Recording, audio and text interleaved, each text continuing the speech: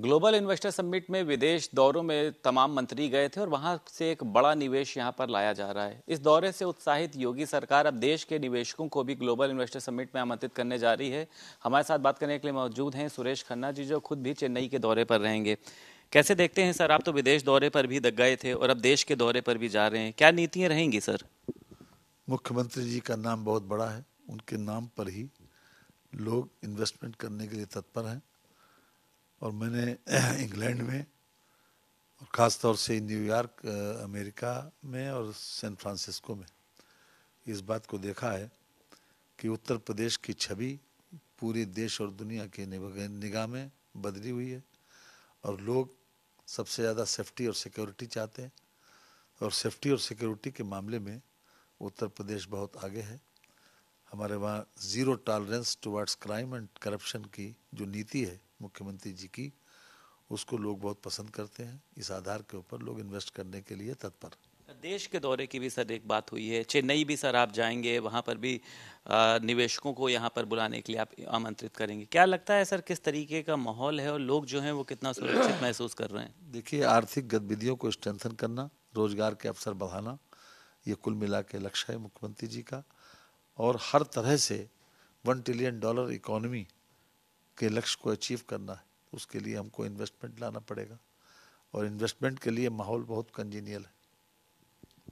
निकाय चुनाव की सर अगर बात करी जाए, हालांकि भाजपा ने अपना जो मत है वो स्पष्ट कर दिया है कि बिना आरक्षण के चुनाव नहीं होंगे, लेकिन विपक्ष सर लगातार इस पे पलटवार कर रहा है। समाजवादी पार्टी आरक्षण बचाओ संविधान बचाओ की एक यात्रा निकालने जा रही है, कह रही है बड़ा आंदोलन करेंगे सर। विपक्ष के पास कोई मुद्दा तो है नहीं। उनको ये देखना चाहिए कि जिस समय 5/12 को अधिसूचना जारी हुई थी, उस समय ये स्पष्ट था कि हम बैकवर्ड को 27% आरक्षण देने जा रहे हैं। लेकिन जो प्रक्रिया थी, वो प्रक्रिया के ऊपर हाई कोर्ट ने सवाल उठाए। इस नियत के ऊपर सवाल नहीं उठाया कि हम आरक्षण देने जा रहे हैं। दोनों में फर्क है। पहले से हम आरक्षण के समर्थक रहे हैं और हम संविधान समर्थक हैं, इसलिए आरक्षण तो उसमें उसके मूल में है। इसलिए इस प्रकार का प्रोपेगेंडा बिल्कुल फॉल्स और बेसलेस है। ये उनकी दिवालियापन को शो करता है कि मानसिक रूप से पूरी तरीके से वो इस बात का, उनके पास कोई विषय तो है नहीं, कोई विषय सोचें कि भाई इसमें आलोचना करना है। ये तो कोई विषय नहीं है। तो मुख्यमंत्री जी ने जैसे ही हाई कोर्ट का आदेश आया वैसे कह दिया कि बिना ओबीसी के आरक्षण के हम किसी प्रकार का स्थानीय निकाय चुनाव नहीं कराएंगे। तुरंत ट्वीट किया, मतलब उसमें भी टाइम नहीं लगा।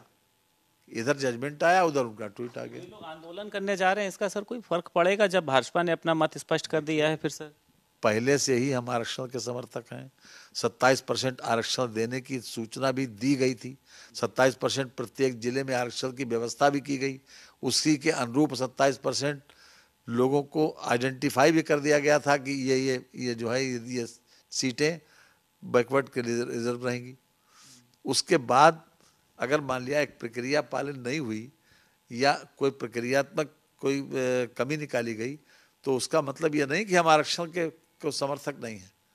दोनों में फर्क है कि हम आरक्षण के समर्थक थे, हैं और रहेंगे। इस प्रकार का प्रोपेगेंडा, चूंकि विपक्ष के पास कोई ऐसा मुद्दा नहीं है कि जो वो उठाए, इसलिए इसी प्रकार के मुद्दे उठाते हैं वो, जो जिसका कोई मतलब नहीं। डिप्टी सीएम केशव प्रसाद मौर्य पर भी बड़े सवाल खड़े कर रहे हैं। राम गोपाल यादव कह रहे हैं वो बंधुआ मजदूर हैं। अखिलेश यादव कह रहे हैं उनकी कोई सुनता ही नहीं है अपनी पार्टी में।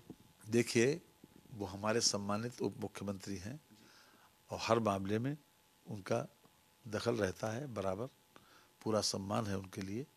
ये इन लोगों की गलत धारणा है जिस प्रकार की बयानबाजी करते हैं। बहुत शुक्रिया सर, हमारे साथ बात करने के लिए मौजूद थे उत्तर प्रदेश सरकार में मंत्री हैं सुरेश खन्ना। साफ तौर पर उनका कहना यह है कि भारतीय जनता पार्टी लगातार ओबीसी आरक्षण के साथ ही चुनाव कराएगी और समाजवादी पार्टी का काम सिर्फ भारतीय जनता पार्टी पर पलटवार करना ही है। लखनऊ से वीडियो जर्नलिस्ट आशीष के साथ संदीप खेर, भारत समाचार।